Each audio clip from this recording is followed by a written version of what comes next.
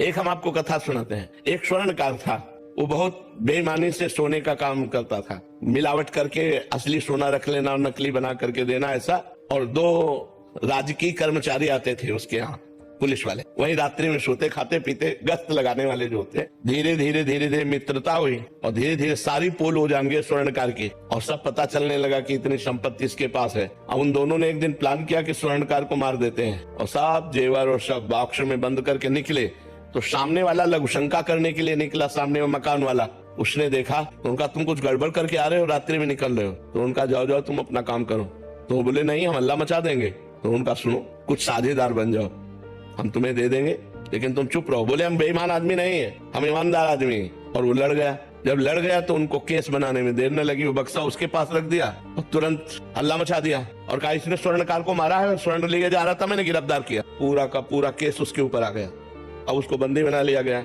गवाही पुलिस वाले कि इसको हमने घर से निकलते देखा है और ये बॉक्स उसकी चोरी का है और इसने स्वर्णकार को मार दिया, और केस पुलिस वालों ने किया था। अब जब जज के सामने पेश किया गया तो सारी साक्षी उसी के खिलाफ थे, जो सत्य आदमी था।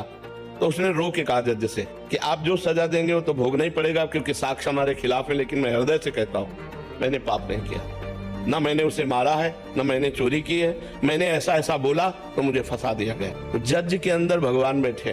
उन्होंने कहा कि ठीक है, हम इसे और खींचते, तारीखें और दी। और एक दिन एक आदमी जो ऐसे ही फुटपाथ में मर गया था, उसके साथ, उस जिसके साथ मुकदमा चल रहा था, सत्य आदमी को, उसको पुलिस वालों को साथ दिया कि आप इसका अंतिम संस्कार कराएं। जब अंतिम संस्कार करने के लिए गए तो एकांत में कहा कि देखा, कह रहा था हमारी बात मान जाते तो कुछ हिस्सेदार बन जाते और आराम से मौज लेते। हमारी बात नहीं मानी ना, फंस गया ना, फांसी होगी तेरे को। और उनके जो सत्य आदमी था उसके पास वो वीडियो बनाने वाला कैमरा लगा दिया गया। जज ने सफाई के लिए जब वो गया, पूरा वीडियो सहित पेश किया। तो सत्य आदमी तो निर्दोष था ही। तब जज से उसने कहा कि जब मैं निर्दोष हूँ, आज आप जान गए, तो मुझे सालों से पैसा खर्चा करना पड़ा, इतना परेशान रहा, इतना मुझे दुख मिला, ऐसा क्यों? क्योंकि मैं निर्दोष हूँ, अब तो जान गए हो ना। तो जज ने कहा, सत्य बताना, इस जन्म में तुमने कोई ऐसा पाप किया है जिसकी सजा न मिली हो और जिसका प्रायश्चित न किया हो? उसी का दंड आपको यहाँ निर्दोष होने पर प्राप्त हो रहा है, आप सत्य बताना। तो उसने अपनी घटना बताई।